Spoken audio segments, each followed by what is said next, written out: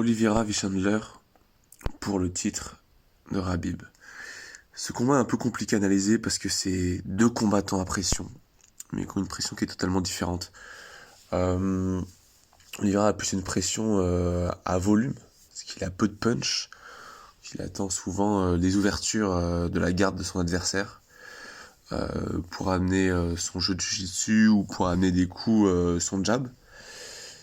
Et Chandler, au contraire, lui, il met une énorme pression avec une distance beaucoup plus large et il essaie justement de placer son surélévation, son gauche et son hook après, son crochet juste après, ce qu'il a fait très bien contre Hooker. Et il se sert de son gros punch, qu'il a un énorme punch pour mettre KO tout de suite son adversaire. Ce qui est marrant avec ce combat, c'est que on a deux styles totalement différents, mais vraiment totalement différents. Quelqu'un de petit, trapu, rapide, explosif, qui peut avoir un problème de cardio, contre quelqu'un de plus longiligne, qui a du coup beaucoup plus de reach, des plus longs bras, beaucoup plus longiligne. Il y en a un qui est très bon lutteur, il y en a un qui justement fait du très bon jiu-jitsu, qui est plus sur des clés de bras. Il y en a un qui est beaucoup plus dans la lutte. Et on a vraiment cette impression de Laurel et Hardy. C'est très très bizarre comme combat. Comme quoi, deux morphologies qui se rencontrent totalement différentes. Et c'est sur ça qu'on va un peu analyser nos paris pour voir justement sur qui parier. Moi, ce qui me fait dire très rapidement pourquoi je vais parier sur Chandler, c'est que j'ai regardé les combats de Oliveira et son jeu de tête est très mauvais. C'est un combattant à pression qui met la pression, mais il ne modifie pas sa tête, il la bouge pas assez. Et on l'a vu contre Kevin Lee qui a quand même de l'expérience, qui lui met beaucoup de contres, qui lui met beaucoup de contres dans la tête, beaucoup de crochets. Oliveira ne bouge pas. Si Oliveira n'avait pas ce jeu de volume, il aurait perdu. Et le problème, c'est que on peut pas faire ça avec quelqu'un comme Chandler. Chandler a beaucoup trop de punch. Hooker, c'est pas quelqu'un qui se laisse tomber comme ça. Il a affronté des gros noms aussi, comme des Alvarez. Et il a trop de punch pour ça. Et on sait un peu, ça va être un peu sans de dire ça, mais comme la Mike Tyson, plus vous êtes petit, plus vous arrivez facilement à rentrer des crochets. Vous êtes grand, vous avez mis des uppercuts, mais c'est plus facile de cibler la tête de votre adversaire quand vous êtes plus petit.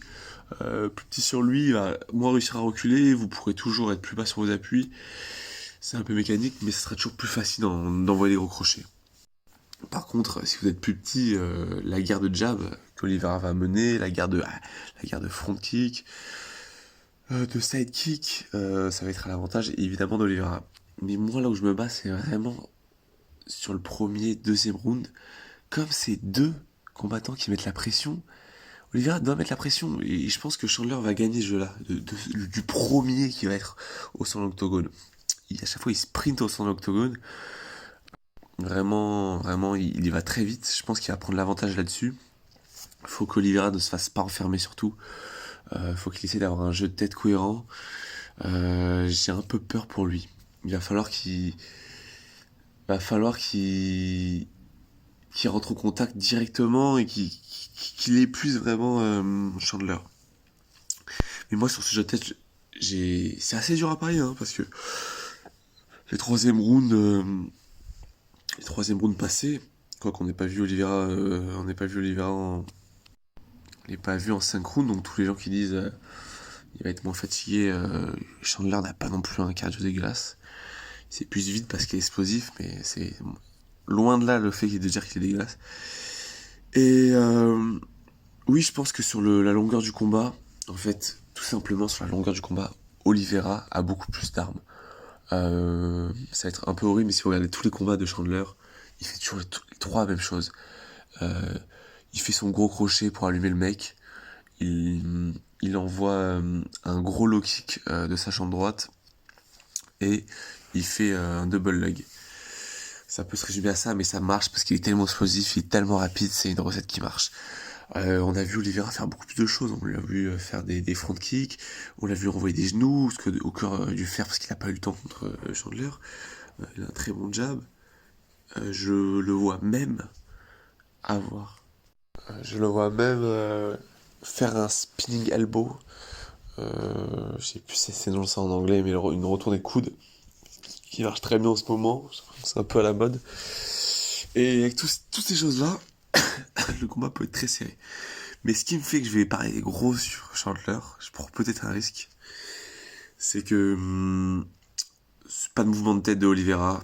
Et c'est toujours, en termes de morphologie, c'est toujours plus dur de faire du jiu-jitsu sur quelqu'un qui est petit, qui a des membres courts.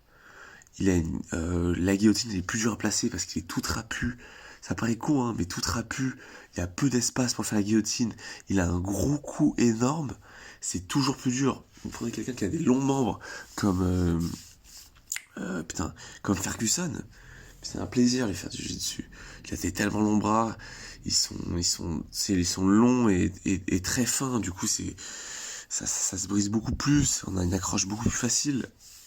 Voilà, pour toutes ces choses-là, ça va être chaud, mais je pense qu'il y a moyen de parier sur le protégé de Dana White. De toute façon, ce combat, moi, de base, me plaît pas trop. Comment, en battant Oliveira est plus légitime, d'accord, mais comment en battant juste Ferguson et dit avant, on arrive à avoir un title shot quand on sait qu'avant il y avait Khabib, bon il est plus là. Il y a Dustin Poirier et Gaethje. Si Dustin Poirier n'est pas là, mais c'est Gaethje qui aurait dû prendre ce combat pour le titre. Je trouve ça vraiment une honte. Ils auraient dû faire ce combat avant et il y en a un qui aurait pris le gagnant. Je sais pas si Dustin va gagner la trilogie contre Conor, ça aurait été Dustin. Ou sinon il prend Gaethje. Gaethje a juste perdu contre Khabib et sur un run qui est phénoménal. Je comprends même pas. Bref, et en Chandler, j'en parle même pas. Il a fait un combat contre Hooker. Et ça y est, c'est la pampa, c'est combat pour le titre. Tout ça, c'est pour les petits plans de l'UFC qui veut faire affronter des gens qui n'ont jamais perdu de combat pour Khabib parce que leur plus grand souhait, c'est de faire revenir Khabib. Alors, ils vont nous le sortir. Regardez Chandler, regardez Oliveira. C'est un bon lutteur parce qu'ils savent que c'est des lutteurs. C'est la clé, il faut qu'ils reviennent. Ça, c'est pour se faire encore de l'oseille. Parce qu'il n'y a plus que Conor qui rapporte dans cette division. Donc ils veulent nous ramener Khabib et leur faire un dernier combat pour pomper le plus de fric. Bon bref, ce combat n'a pas lieu d'être, mais on va essayer quand même de prendre de l'argent dessus. Hein.